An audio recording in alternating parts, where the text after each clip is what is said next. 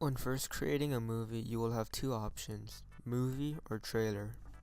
Movie has no real restrictions and allows for a free-form layout. However, trailer is more constrictive in the sense that it already has a set layout and set background music. It is recommended that most students choose movie to create their projects. Now that a project has been created, I will explain the basic UI elements. At the top left is the media section. The media section houses all video and audio present in your project. To import video or audio into the media section, you could either drag and drop it into the media section or straight into your timeline, or press the import media button and select the video and audio needed. The media section also houses titles, backgrounds, and transitions. These can be dragged and dropped into the timeline. At the top right corner is the preview and effects section. This section houses a preview of your video while also having a hotbar of effects for video and audio. The effects will be reviewed later in the video. The bottom half of the screen is dedicated to the timeline. The timeline is where your project will be constructed via dragging and dropping media. At the top right of the timeline is a bar that adjusts the size of the clips in the timeline. Probably the most commonly used tool in editing is cutting or splitting clips. This can be done by clicking on a clip and then pressing Command B. Splitting clips applies to both video and audio. However, you must be careful when splitting and deleting clips in iMovie. This is because iMovie places clips relative to what is behind them. I will now go over the 9 adjustable elements in the hotbar. The first element is color correction. It offers auto color correction, match color, white balance, and skin tone balance. However, if color correction is needed, I believe that the second element is better. The second element offers brightness, saturation, and temperature tint.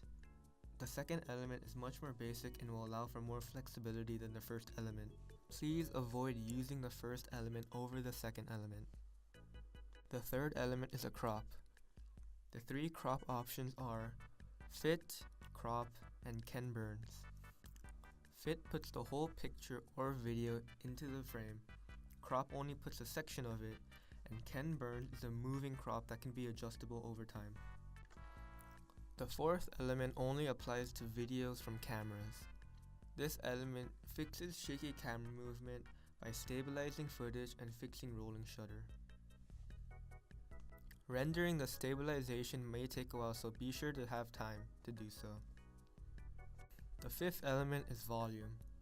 It includes a volume slider and allows for one audio track to be prominent. This is done by lowering other audio tracks' volume while the main audio track is present. The sixth element is also related to audio. This element aims to reduce ambient noise and also has an equalizer. The equalizer has limited options, but some useful ones are voice enhance, loudness, bass boost, and reduce. The seventh element is related to speed of clips. It has normal, fast, slow, freeze frame, and custom.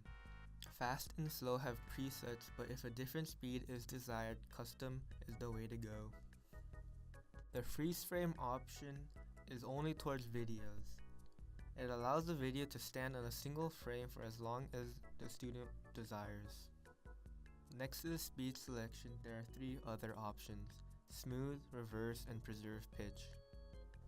Smooth allows speed to gradually change, reverse reverses the clip whether it be video or audio, and preserve pitch preserves the pitch of audio when the speed is changed. The 8th element is effects. This affects both video and audio, each separated into their own section. When clicking on one of the sections, you could hover over each effect to see what they do, so I won't be explaining them here. The last element is an information element. It tells you things like the title of the clip and the duration of the whole clip if you have cut it before. You could also change the duration of the cut clip manually in this element. To export your project, click on the top right and choose File. It will bring up settings like quality and compression rate. After selecting all the settings you desire, click Next, choose the title of the video, where it will be sent to, and then the video will start exporting. You can check its progress on the top right. I hope this video was enough to inform you about the basics of iMovie. At the end of this video, I will include a quick project I threw together in 30 minutes using only the basics.